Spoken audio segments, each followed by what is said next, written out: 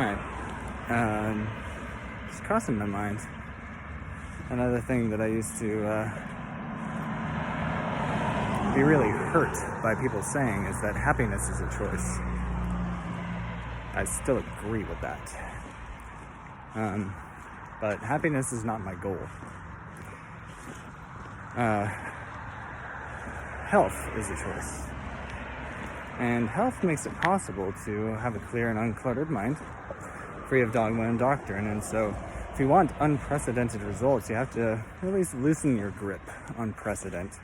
That also allows in surprise, like pleasant surprises, Helps you notice them in the first place, and then be one for somebody else too. And I wouldn't consider myself a happy person. I consider myself integrated, healthy, which I think is far more important. So, when we're talking about choices, I don't care about control. I care about influence. And I see positive influence all over the place. And that is what I focus on. The focus is the choice. Sometimes it is really difficult to see past limits, but there always seems to be enough. There always seems to be somebody who is willing to listen and is willing to try and is willing to be compassionate, have an upright and grateful cup, and be capable of filling another. I love seeing all these people be healthy, making healthy choices. That's awesome. That is so awesome. It's so good. Thank you so much. There's a couple of dudes running. Love that. I love that. Like, I don't care. Again, I don't care where a person is on their journey to health. When you're making choices that are aligned with what's life affirming and what's good for life, what's healthy, that is proper focus. That is a very good thing. So, I think, now that I think of it, what bothered me about the happiness is a choice argument is that we need to not even go for certain emotions. That's the thing that bothers me. And I can finally voice that. So, that's addict thinking. That is control thinking. That is thinking that only one shade of human color is valid or relevant, and it is called happiness. And here's the real thing. Here's the insidious part. It's that those who aren't happy deserve to not be. See how that works? Is that life affirming? Absolutely not. That is betrayal. That is negating. That is denial. Okay? Not okay. So, I prefer just health. And if I can help somebody to understand how to, let themselves in, it's really the through. It's in and out at the same time. It's through. I like the word permeate. And I like to feel like, the best social situations are those that feel like you're in a hot tub. There are certain people around that just feel good to be around. You know what I mean? I am one.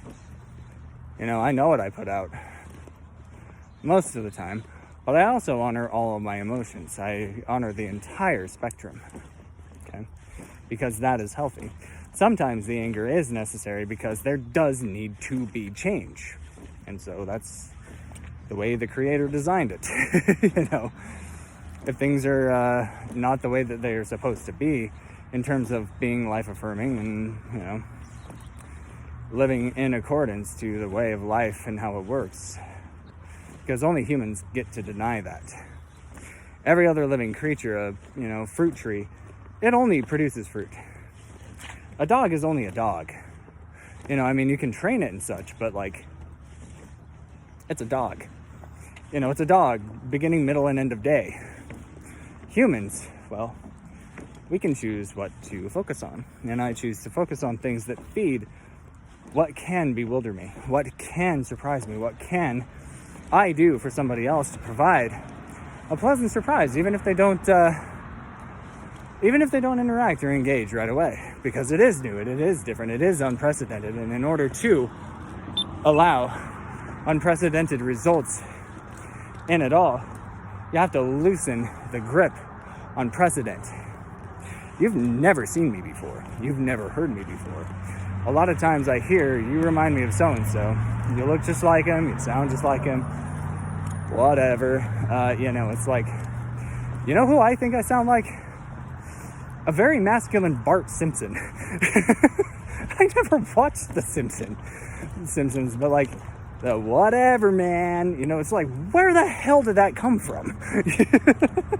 So, I don't know. I have no idea what people see or hear, but it ain't something they've seen or heard before. I know that for sure. And if you think so, it's because you're not listening. You're relying on precedent that is not me. So,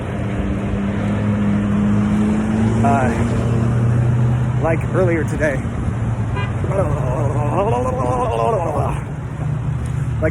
I'm going this way just to avoid traffic noise. At the Bowery, a little dog escaped and, started barking and stuff. And I get it, the owner seemed a lot like me and how I used to be, kind of private and, unsure of interaction and such. And, maybe a little embarrassed even because the dog got out again and now he's just yapping up a storm or whatever. Because that's what he mentioned, and that's what he apologized for. And I'm like, dude, I get it, it's a dog. But I'm not sure if he heard me. But I did ask him, what's the best part of your day? And he just, holding his dog, he just smiled and went back in. But maybe that clicked in something. Maybe that unlocked a little bit of the Rubik's Cube. Maybe that let in a little bit of light that he's not used to. Maybe that was a moment of surprise that's pleasant. Because people don't typically ask that kind of thing. What is the best part of your day so far? Because there is still more. It's a gorgeous day. It's so nice. Look at this temperature. Look at the clouds. It's so nice after such a, all of the sun and everything. It's nice not to have to squint. But it's also nice to be able to meditate on, what kind of mindset would a flame of gold be able to dance on? That's where that came from. If you want unprecedented results, you have to loosen the grip on precedent. You can't rely on what came before. If you want to be a butterfly, you have to be able to completely get out of the chrysalis and never look at it again. I have to be able to notice a butterfly and not even think about the chrysalis that it used to be in at all. That's best case scenario. That's healthy. That's healthy thinking. Clear and uncluttered from dogma, doctrine, and precedent. So that's what I invite people to. It's just that kind of mindset that can bring in bigger life and bigger love, like I say. So no, I'm not a happy person. Because happy is addiction. And addiction means you think that people deserve to suffer for any reason. And nobody does. There is no enemy and there's no reason for suffering. There's no honor in suffering. There's no story in suffering. You gotta let go of the hurts in order to feel and see the heart. I've been really thinking about Ashigaru. And the song is less than 3 minutes long. That's weird for me. Normally I like to bask in it a little bit, create a nice hot tub that people can soak in for a little bit longer. But granted, I only have this right now. So who knows? Maybe the V2 with whatever else, like a full rock band or electronics or whatever. Bart Simpson again. Maybe it gets a little longer. But for now, it makes sense. It's a very thought process oriented kind of song, and it is it's a beautiful one. Beautiful thoughts.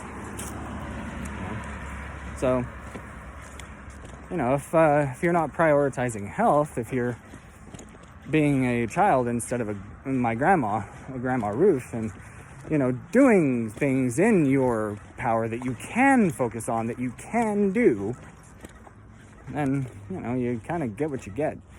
I don't know that she had prescriptions. I'm sure she probably did, being that old, and modern medicine being what it is. I'm sure that she did, but I mean, she didn't have I was over there a lot. She did not have a freaking pill case and just popping. You know what I mean? Big Pharma's bullcrap. You got to break up with precedent if you want better results. So that's not health. That is wanting the effects of health without doing the due diligence. That's why, antidepressants don't really work. You have value that is not being recognized. That's what depression is. So, what are you doing about that? I always knew what my value is, and I always stuck to it. I've spent hours every single day working on my talents and my gifts. You can tell. But it goes unrecognized a lot of times, or underappreciated, or, whatever. I don't take it personally, People are willing to show what they can, and it's been enough so far. And, it's okay. And I get that I ask for more support than some people are capable or willing to give at the moment. And frankly, capable, no. People can. If I give somebody my phone number, they can text me right away. That is my MO. Be in touch. Don't oh my God, really? Wow.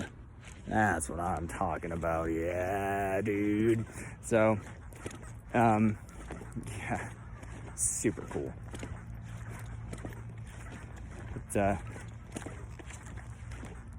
yeah, you gotta, you can't leave people in ambiguity. It's just okay, well, we're gonna rely on miracles, so we'll be in touch at some time. Okay. Timing is everything. That's the difference between coordinating and showing value to somebody and just blowing them off. That was my thing with the keyboard sale. It was just I don't know your schedule. I have the what, I have the how much. You need to let me know when, because other people are involved and we have to coordinate. It's not a show up when you want to thing. We need to be able to coordinate. When matters, timing matters. And so I hate ambiguity. Everybody does. It's stressful for no reason.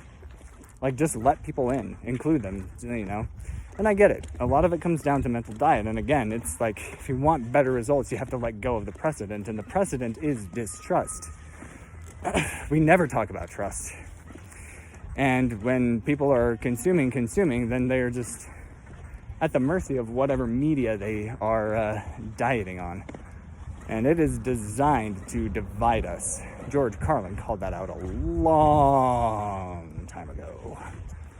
Thought of that today, too. When I can, I laugh. When that little stupid little douchebag mouse took my meal, I was laughing at some point, because at some point you have to, you know what I mean? Just, okay. Whatever. I'll get more, it's fine. Cute. Hey, how's it going? Hello. So, yeah, I love all animals. They're making it a point today of dogs. This is a dog town. Okay. I like dogs too. Whatever. Yeah, I love cats. And that's a metaphor too, you should try to be one. And they are. A lot of these people are cats, and I love that, man. There's a lot of really good people around here. Those are the ones I focus on. But I also make examples out of what not to do, because the precedent is making the unprecedented impossible, and that's not good. World peace or World War III. Okay, well, it's unprecedented. You have to loosen the grip on precedent. You have to admit that cars have progressed since the 1960s. It's that simple. That's all it is. So, anyway, just on a walk and sharing beautiful thoughts. hoping to get our mindsets, and it smells so good. Love it. I love life. Now, that's not happiness. That's just like noticing what is around us. You know, there's so much beauty. There's so much hope. You know, thanks for letting it in today, and thanks for loosening the grip on precedent, and so you can have unprecedented and better results. It matters. It matters a lot, and I'm grateful for that, and you. So, yeah. Just heading to the library again to upload some good stuff, and then, you know, kind of get on with my day. I did lose a pen, and I have no idea how. And again, going back to George Carlin, like, I don't even care about it. I just wanted to know what happened. So, whatever. Anyway, thanks for being here, cats. And I'll catch you later.